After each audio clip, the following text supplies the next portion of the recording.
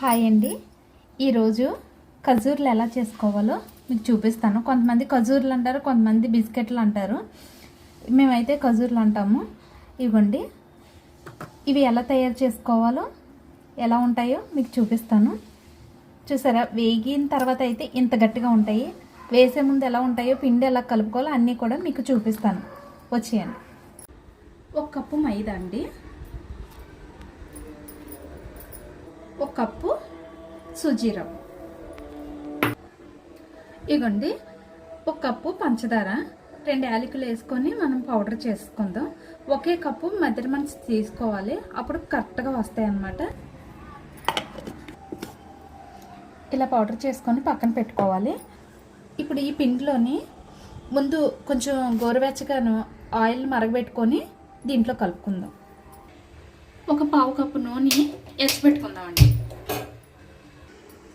ఇగోండి చిటికెడు ఉప్పు. మనం స్వీట్ చేసినప్పుడు దేంట్లోనైనా సరే కొంచెం ఉప్పు వేస్తే చాలా బాగుంటుంది. బేకింగ్ సోడా కొంచెం. ఇవన్నీ ఇలా కలుపుకోవాలి. ఫస్ట్ షుగర్ వేయకోకుండా ముందుగా ఇవన్నీ కూడా బాగా కలిసేలా కలుపుకోవాలి. చూసారా, అలా మరగబెట్టి వేసుకోవాలి.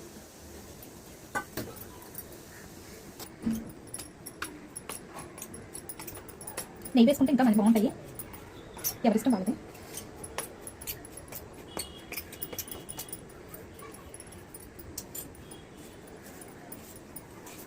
ఇలా కలుపుకోవాలి. ఆయిల్ వేసిన తర్వాత ఇలా ముద్ద అవ్వాలన్నమాట.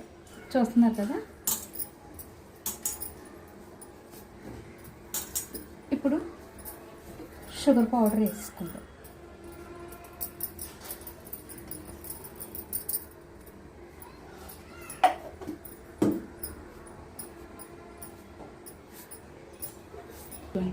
పాలు 1 అర గ్లాస్ అయితే అన్నీ అయితే సరిపోతాయి అన్నమాట. వేడి పాలు వేసేయకూడదు, అలానే కూలింగ్ పాలు కూడా వేసేయకూడదు.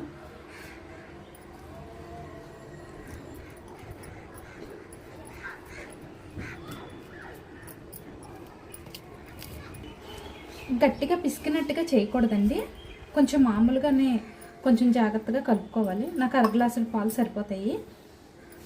ఒకవేళ పడితే కనుక ఇంకొంచెం పాలు పడతాయి, ఎందుకంటే షుగర్ వేసాం కాబట్టి తొందరగా జిగురు వచ్చేస్తుంది. కొంచెం మామూలుగా ఇలా పిసికినట్టుగా కాకుండా కొంచెం మామూలుగా ఇలాగ వేళ్ళతో కలుపుకోవాలి, గులాబ్ జామ్ పిండిలాగా. ఇగోండి, నాకు 1 గ్లాస్ పాలే సరిపోయాయి. మనం కలుపుతూ ఉంటే స్లోగా ఈ పంచదార పొడి చేసేసాం కదా, దానివల్ల మొత్తం సరిపోతాయి. ఆ పంచదార కరిగిన దానికి అలాగా ఆ పాలకి అలాగా ఇంత ముద్దలాగా ఇలాగ అయిపోవాలన్నమాట.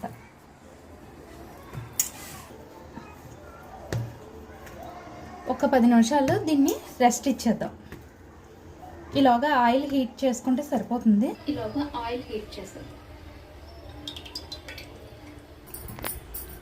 ఇగోండి, ఇలా 2 ముద్దలు చేసుకోవాలి. ఒక ముద్దను తీసుకొని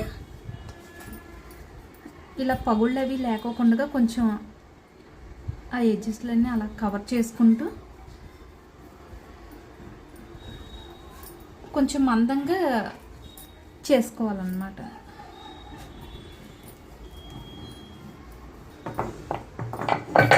ఇవి చూసారా, 1/2 ఇంచ్ మందంతో ఉండాలి.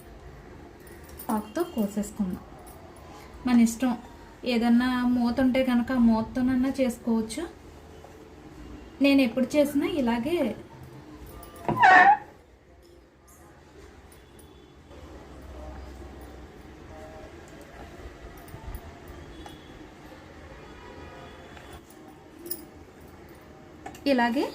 క్యూబ్స్ లాగా కట్ చేసుకుంటాను.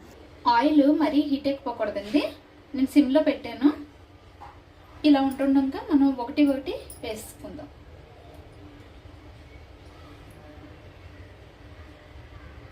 అలాగే చిన్న మంట మీదే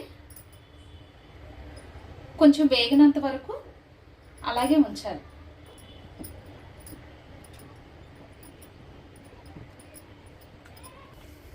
ఇగోండి, చూసారా, వాటికి అవే పైకి తేలుతాయి అన్నమాట. పైకి తేలిన తర్వాత కొంచెం కలర్ వచ్చాక అప్పుడు మనం తిరగేసుకుందాం. వెంటనే గరిటెలు అవి పెట్టి తిరగేసేయకూడదు. ఇలా ఫోర్క్ కానీ లేదంటే చాక్తో కానీ తిరగేసుకోవాలన్నమాట. ఇవ్వండి, ఇగో కలర్ మారే కదా, ఇలా సిమ్లోనే ఇలాగే కాల్చుకోవాలి. మళ్ళీ తిరగేసి కూడా అలా సిమ్లోనే, గరిటెలు పెట్టి ఏది పెట్టి తిరగేయకూడదు. అయితే చాక్ పెట్టి కానీ లేదంటే ఇలా ఫోర్క్ పెట్టుకొని కానీ ఇలా తిరగేసుకోవాలి. రెండో పక్కన కూడా బాగా సిమ్లోనే అలా కాల్చుకోవాలి. అలా వేగితే చాలా క్రిస్పీగా చాలా బాగుంటాయండి.